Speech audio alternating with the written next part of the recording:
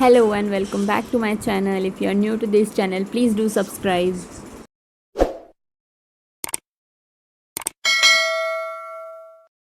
आजचा व्हिडिओ आहे get ready with me. म्हणजेच मी आज जी तयारी करते आहे, शो ऑफ करते आहे बेसिकली. सो मी तयारी करत होते. त्यासाठी मी पहिले फाउंडेशन अप्लाय केलं. त्या दिवसासाठी मी सासूबाईंना आणि फोन करता करता मी माझं फाउंडेशन करेक्ट करते आहे.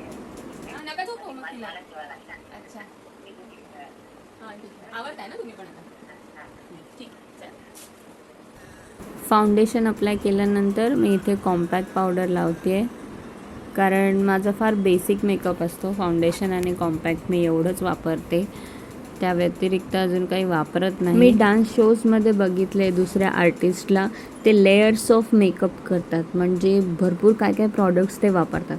पण मला काही ते फारसं जमत नाही आणि हे काही माझा परफॉर्मन्स पण नव्हता. त्याच्यामुळे मी बेसिक मेकअपच करते, फाउंडेशन आणि त्यावरती कॉम्पॅक्ट पावडर. मी प्लेलिस्टमध्ये दम लगा के हर्षाचे सॉंग्स लावले होते. त्याआधी मी झांझरिया तेरी चनक गई सॉन्ग बघते.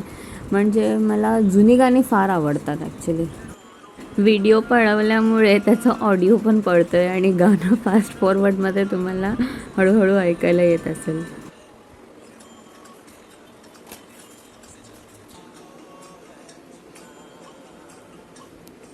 आणि इकडे पुन्हा मी थोडंसं शो ऑफ करते आणि भसाड्या आवाजात गाणं गाते.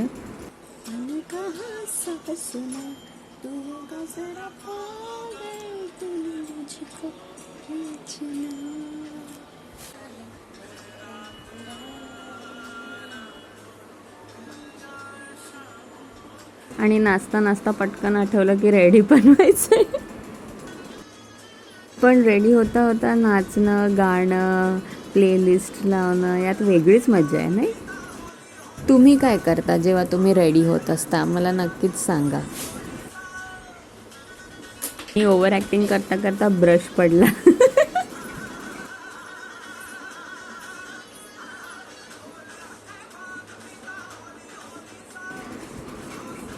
कॉम्पॅक्ट पावडरनंतर मी आय मेकअप करते. म्हणजे माझ्याकडे आय शॅडोजचं पॅलेट आहे, त्यातून मला ॲक्च्युली आय मेकअप करायला खूप वेळ लागतो, कारण मला माझे डोळे फार आवडतात आणि ते सजवायला मला अजून जास्त आवडतं.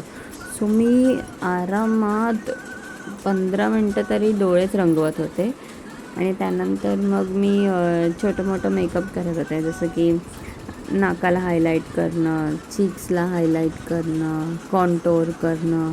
असं म्हणजे फारसं येत नाही, पण थोडंफार छोटं मोठं तरी करता येतं. जेवढं येतं तेवढं आपला प्रयत्न माझा चालू असतो. आणि तुम्हालाही थोडंसं बोर होणारच आहे, पण तरी पण थोडंसं पुढे बघा. फायनली डोळे आणि नाक आणि गाल रंगवणं बंद झालं आहे आणि आता वेळ आहे थोडंसं ओव्हर ॲक्टिंगची आणि आयलायनरची.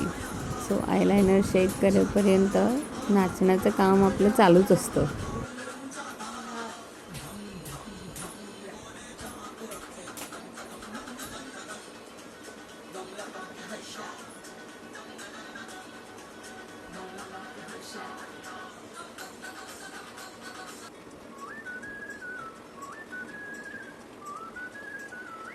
आय शॅडोज नंतर काजळ,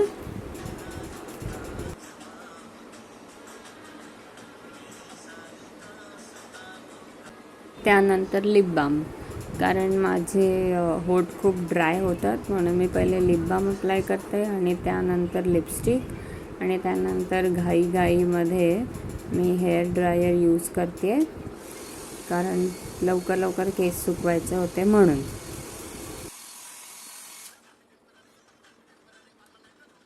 हे मूवीजमध्ये दाखवतात ना की उडतायत स्लो मोशनमध्ये, तसं काहीतरी करण्याचा प्रयत्न चालू होता आणि मला फार आवडतं खरं तर.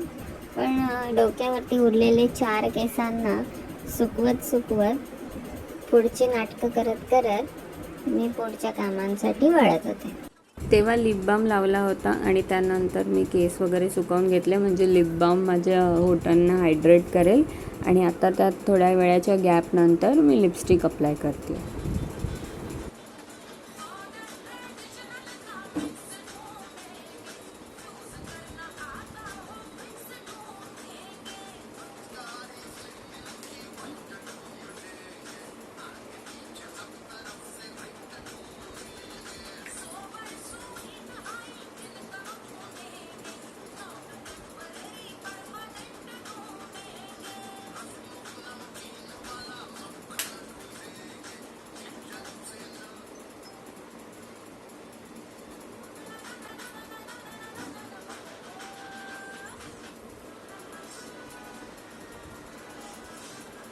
थोड्याशा डान्स परफॉर्मन्स नंतर आता इथे टिकली लावले आणि आता most important part hair straight. मला ॲक्च्युली स्ट्रेट हेअर्स आणि देन एंड्सला कर्ल्स हवे होते, सो मी तो लुक देण्याचा ट्राय केला आहे.